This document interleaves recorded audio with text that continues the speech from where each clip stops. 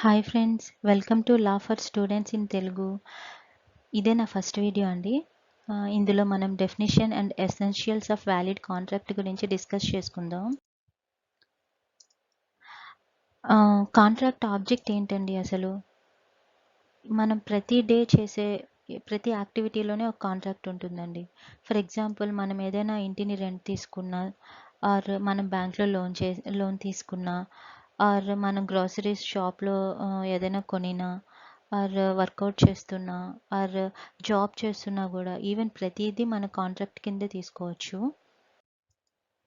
Definition of a contract. Contract word Latin నుంచి derive చేశారండి, కాంట్రాక్టమ్ అనే వర్డ్ నుండి. దాని మీనింగ్ ఏంటంటే డ్రాన్ టుగెదర్. మనకి ఇండియన్ కాంట్రాక్ట్ యాక్ట్ 1872 అనేది ఒకటి ఉందండి. అందులోంచి మన లా ఆఫ్ కాంట్రాక్ట్ అంతా డీల్ అవుతుంది. అందులో మనకి కాంట్రాక్ట్ అనే వర్డ్ డెఫినేషన్ ఎలాగిచ్చారంటే, agreement which is enforceable by law is a contract అంటే సెక్షన్ 2H అండి. నార్మల్గా అగ్రిమెంట్ అంటే ఏంటి అంటే, every promise or set of promises forming the consideration for each other is an agreement అండి, అండర్ సెక్షన్ 2E. ప్రామిస్ అంటే ఏంటండి? When someone express his willingness to do or something he said to make a proposal. ఎవరైనా ఏదైనా చేద్దాం అనుకున్నప్పుడు అతను తన ప్రపోజల్ని మన ముందు పెడతాడు. అది మనకి నచ్చితే మనం యాక్సెప్ట్ చేస్తాం. యాక్సెప్ట్ చేసిన తర్వాత అది ఏమవుతుందంటే ప్రపోజల్ అవుతుంది. ఆ యాక్సెప్ట్ చేసిన ప్రపోజలే ప్రామిస్ అవుతుందండి. నార్మల్గా మనకి ఒక కాంట్రాక్ట్కి ఎసెన్షియల్స్ అనేవి కొన్ని ఉంటాయి. అవి ఏంటి అంటే offer and acceptance, intention to create legal relationship, lawful consideration, capacity of parties, legality of the object, free consent, certainty, possibility of performance, valid agreement, writing registration, and legal. Legal offer and acceptance. According to Indian Contract Act 1872 defines there must be two parties, one making the offer, other is accepting it. There must be a lawful offer by one party and the lawful acceptance by the other party. ప్రతి దాంట్లోని లాఫుల్గా ఉండాలి అండి. Acceptance అయినా సరే, offer అయినా సరే, ప్రతిదీ లాఫుల్గా జరగాలి. The terms of the offer must be absolute and unqualified. The acceptance must also be according to the mode prescribed and must be communicated to the offerer. మన ఆఫర్ అనేది ఎప్పుడైనా రివోక్ చేసుకోవచ్చండి, before when it is accepted. Accept అవ్వకముందు మన offer అనేది revoke చేసుకోవచ్చు. Next, intention to create a legal relationship. నార్మల్గా మన కాంట్రాక్ట్లో ఏం చేస్తామండి, లీగల్ రిలేషన్షిప్ అనేది compulsory. For example, wife and husband మధ్య ఒక కాంట్రాక్ట్ అనేది కన్సిడర్ చేయరు. అంటే డొమెస్టిక్ నేచర్ అండ్ సోషల్ నేచర్లో ఉన్న కాంట్రాక్ట్స్ ఏవి మనం వాటి అగ్రిమెంట్ని మనం కాంట్రాక్ట్గా పరిగణించాం. అంటే ప్రతి దాంట్లో మనం చేసే ప్రతి కాంట్రాక్ట్లోని ఒక లీగల్ సీక్వెన్స్ అనేది జరగాలి. Lawful consideration. అసలు కన్సిడరేషన్ అంటే ఏంటండి? Something in return. మనకి ఏమొస్తుంది అనే కాన్సెప్ట్తోనే చేస్తాం. కాంట్రాక్ట్ కూడా అంతే. మనకి ఏమొస్తుంది అనే మైండ్ సెట్తోనే ఎవరైనా అగ్రిమెంట్ చేస్తారు.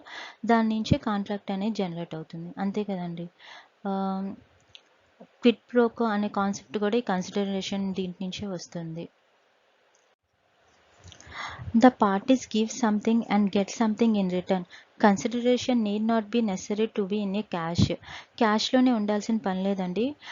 ఫర్ ఎగ్జాంపుల్, ఏ అనే అతను కార్ అమ్ముతున్నాడు 20,000 రూపీస్కి బీకి కన్సిడరేషన్ ఏంటి? కార్ వస్తుంది. ఏ కన్సిడరేషన్? మనీ వస్తుంది. ఎప్పుడు అది మనీలోనే ఉండదండి. సమ్టైమ్స్ ఏదైనా ఐటమ్ ద్వారా కూడా ఉండొచ్చు. నెక్స్ట్,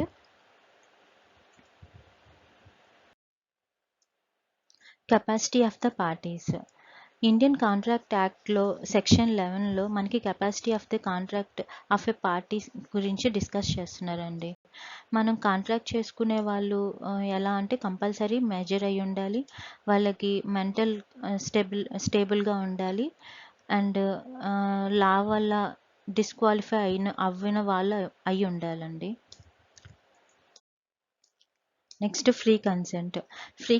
కన్సెంట్ అంటే ఒప్పుకోవడం అండి. ఫ్రీ కన్సెంట్ అంటే ఏంటంటే ఎటువంటి అదర్ ఇంపాక్ట్స్ ఏమీ లేకుండా ఫ్రీ మైండ్తో యాక్సెప్ట్ చేయగలగాలండి ఆ కాంట్రాక్ట్ని.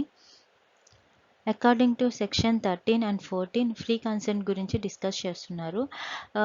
సెక్షన్ 14లో మనకి coercion, undue influence, fraud, misrepresentation and mistake గురించి డిస్కస్ చేశారు. కోయర్షన్ అంటే ఏంటంటే consent obtained by physical threat. Undue influence అంటే consent obtained by mental threat. Fraud అంటే consent obtained by intentionally deceiving the other. Misrepresentation అంటే consent obtained by unintentionally deceiving other. Mistake, consent obtained by committing a mistake అండి. Next వచ్చేసి legality of the object. Section 23 of Indian contract act legality of object గురించి discuss చేస్తుందండి. The object of an agreement must be lawful. The object for which the agreement has been entered into must not be illegal, immoral or opposite to public policy. For example ఏంటంటే మనం ఒక contract చేస్తున్నాం, ఎవరినైనా చంపడానికి అనేది legal కింద రాదు కదండి. అలాంటి కాంట్రాక్ట్స్ అనేవి వర్క్ అవ్వవు. సో ఆబ్జెక్ట్ అనేది కంపల్సరీ లీగల్గా ఉండాలి. Void agreements. మనకి లాలో కొన్ని అగ్రిమెంట్స్ వాయిడ్ అగ్రిమెంట్స్గా ట్రీట్ చేస్తారండి. అవి like agreement in restrain to marriage section 26 ద్వారా, agreement to restrain of trade section 27, agreement in restraint of proceedings 28, agreement having uncertain meaning 29 section, wagering agreement 30. ఇవేంటి అంటే మ్యారేజ్ ట్రేడ్ చేయొద్దు అని చెప్పడానికి ఒక అగ్రిమెంట్ చేస్తే అది వర్కౌట్ అవ్వదండి. అలాగే లా ప్రొసీడింగ్స్ చేయొద్దు అని అగ్రిమెంట్ చేసుకుంటే అది కూడా వర్కౌట్ అవ్వదు. అలా మీనింగ్ లేని అగ్రిమెంట్స్ అవి వర్కౌట్ అవ్వవు. వేజరింగ్ అగ్రిమెంట్స్ తెలుసు కదండి, ఇవన్నీ వాయిడ్ అగ్రిమెంట్స్గా ట్రీట్ చేస్తారు. సర్టనిటీ. మనం చేసే అగ్రిమెంట్ అనేది ఒక అర్థవంతంగా ఉండాలి. అంటే అది మనకి అర్థమయ్యి నెక్స్ట్ ఒక మీనింగ్ అనేది ఉంటే దాన్ని వ్యాలిడ్ అగ్రిమెంట్గా ట్రీట్ చేస్తారు. Otherwise it cannot be enforceable by law అండి. Possibility of performance. అగ్రిమెంట్ అనేది మనం చేస్తున్నామంటే దాని అవుట్కమ్ అనేది కూడా మనకి మంచిగా రావాలి, అంటే పాసిబుల్గా ఉండాలి. ఫర్ ఎగ్జాంపుల్ నేను అగ్రిమెంట్ చేస్తున్నాను, నేను ఒక పులిని తీసుకొచ్చి ఇస్తాను మీకు అని చెప్పి, దాని మీనింగ్ అది అవుతుందా అండి? ఛాన్స్ ఉందా? అలాంటి అంటే ఒక కామన్ పర్సన్కి పులిని తీసుకుని రావడం అనేది అగ్రిమెంట్ కింద వర్క్ అవుతుందా?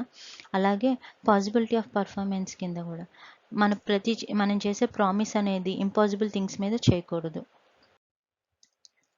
Writing, registration and legal formalities. మనం కాంట్రాక్ట్స్ అనేవి వర్డ్స్ స్పోకెన్ ఆర్ రిటర్న్ ద్వారా జరుగుతాయి, కానీ నార్మల్గా అయితే మనం రిటర్నే కన్సిడర్ చేస్తామండి.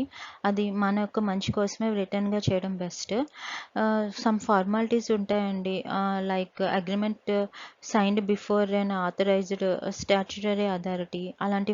అలాంటి ప్రొసీజర్స్ అన్నీ పర్ఫెక్ట్గా ఫాలో అవ్వాలండి. ఇదేనండి ఎసెన్షియల్స్ ఆఫ్ వ్యాలిడ్ కాంట్రాక్ట్.